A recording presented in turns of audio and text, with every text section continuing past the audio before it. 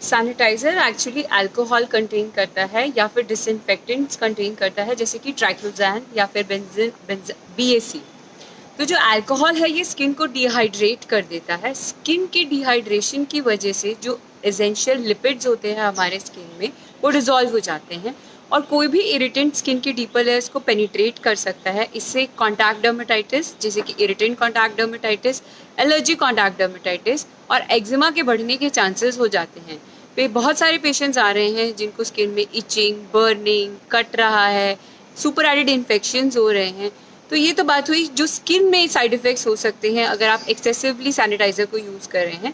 इसके अलावा excessive sanitiser को यूज़ करने से जो हमारा नॉर्मल माइक्रोबायोम होता है, जो यूज़फुल बैक्टीरिया होते हैं हमारे स्किन के, वो भी डैमेज हो सकते हैं। तो उससे भी कुछ डिसऑर्डर्स हो सकते हैं, उससे भी कुछ डिजीज़ेस हो सकते हैं। इससे हमें बहुत एक्सेसिवली इनको यूज़ नहीं करना है।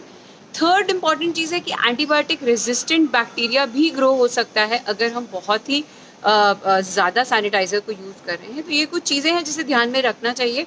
आइडियल सैनिटाइज़र यूज़ करना चाहिए, सैनिटाइज़र जिसमें एटलीस्ट 60% अल्कोहल हो। डॉक्टर विदुषी, कैसे चुने सही सैनिटाइजर? क्या मेरे पास ये जो सैनिटाइजर है ये सही है मेरी त्वचा के लिए? क्या मैं इसका इस्तेमाल कर सकती हूँ? सैनिटाइजर में क्या होना चाहिए और क्या नहीं होना चाहिए, अगर आप मुझे बता पाएँ? अगर हम इस बॉटल को देखते हैं तो सबसे पहले तो इसका कॉम्पोजिशन बहुत इंपॉर्टेंट है, बिकॉज अभी जो हम सैनिटाइजर को यूज़ कर रहे हैं, अभी जो भी हम सैनिटाइजर यूज़ कर रहे हैं उसका मेन एम है to protect us against this corona, the SARS कोविड-19 virus. So the alcohol content जो भी हम सैनिटाइजर यूज़ करें शुड बी एटलीस्ट अबव 60%। तो हम देखते हैं कि आपका जो सैनिटाइजर है उसमें आइसोप्रोपाइल अल्कोहल है और वो अप्रॉक्सीमेटली 70% वॉल्यूम बाय वॉल्यूम है। सो ये बिल्कुल सही है, बिकॉज अल्कोहल कंटेंट अगर लेकिन क्या उसके अंदर कोई फ्रेग्रेंस होना चाहिए, या फिर उसका जो कलर है वो भी अगर चमकदार है, ब्राइट है, तो वो लें या फिर उसको अवॉइड करें? हाँ, तो सबसे पहले तो कंटेंट अल्कोहल होना चाहिए, इथेनॉल या आइसोप्रोपाइल अल्कोहल होना चाहिए, 60% एटलीस्ट होना चाहिए, उससे कम नहीं होना चाहिए। जो एडिटिव्स होते हैं उसके अंदर आजकल बहुत सारे एडिटिव्स जैसे एलोवेरा है या फिर ह्यूमैक्टेंट्स जो भी मॉइस्चराइजिंग एजेंट्स हैं वो भी लोग ऐड कर रहे हैं सैनिटाइजर में। इसका जो रेशियो है 2:1 से ज़्यादा नहीं होना चाहिए। आपका alcohol at least twice the amount होना चाहिए और एडिटिव एजेंट 1% या 1 पार्ट से ज़्यादा नहीं होना चाहिए। थर्डली, बहुत ज़्यादा फ्रेग्रेंट या बहुत ज़्यादा अट्रैक्टिव कलर में सैनिटाइजर नहीं होना चाहिए, बिकॉज ये बच्चों को अट्रैक्ट कर सकता है and it can lead to accident, उससे एक्सीडेंटली वो कंज्यूम कर सकते हैं। इथेनॉल में कुछ पार्ट्स ऑफ मिथेनॉल जो कि मेंशन नहीं होता है एडेड होता है। इसको कंज्यूम करने से या इसको एक्सीडेंटली कंज्यूम करने से मिथेनॉल पॉइजनिंग हो सकती है। मिथेनॉल बॉडी में फॉर्मेल्डिहाइड में कन्वर्ट होता है और वो आपकी ऑप्टिक नर्व को डैमेज कर सकता है। इससे मिथेनॉल पॉइजनिंग जो कि एक्सीडेंटल होती है जनरली, बिकॉज ये इथेनॉल जो हमारा अल्कोहल है उसके अंदर एक अनआइडेंटिफाइड इम्प्यूरिटी की तरह प्रेजेंट होता है। तो ये चीज़ भी ध्यान में रखनी चाहिए बिफोर सिलेक्टिंग योर सैनिटाइजर। इस बीच हम उन लोगों से भी ये कहना चाहेंगे जो लोग इस वक्त हमें लाइव देख रहे हैं फेसबुक पर, कि अगर आपके मन में कोई सवाल है, अगर आप कुछ पूछना चाहते हैं डॉक्टर विदुषी से, तो आप भी अपने सवाल पूछ सकते हैं। और साथ ही डॉक्टर विदुषी, एक और बात, जब हम घर में सब्जियां लेकर आते हैं तो समझ नहीं आता कि उसको कैसे हम क्लीन करें, कैसे उसको डिसइंफेक्ट करें। लोग अलग अलग तरीके अपनाते हैं, कोई डिटर्जेंट में डाल देता है, कोई गर्म पानी में डाल देता है। अब गर्म पानी में डालने से कई बार सब्जियां खराब हो जाती हैं। तो क्या सही तरीका है जब हम अपने घर पर सब्जियां या फ्रूट्स लेकर आएं तो हम उसे कैसे क्लीन करें और कैसे इस बात को सुनिश्चित करें कि अब कोरोना का जो वायरस है वो उन सब्जियों या फ्रूट से मर चुका होगा, अगर होगा भी तो?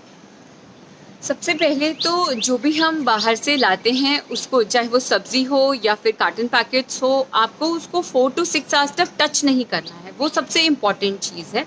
आप उसको हल्के गर्म पानी में डाल सकते हैं, उसमें थोड़ा बेकिंग सोडा या फिर पोटेशियम परमैंगनेट जो कि इजीली किसी भी मेडिकल शॉप में अवेलेबल है उसके अंदर वॉश कर सकते हैं।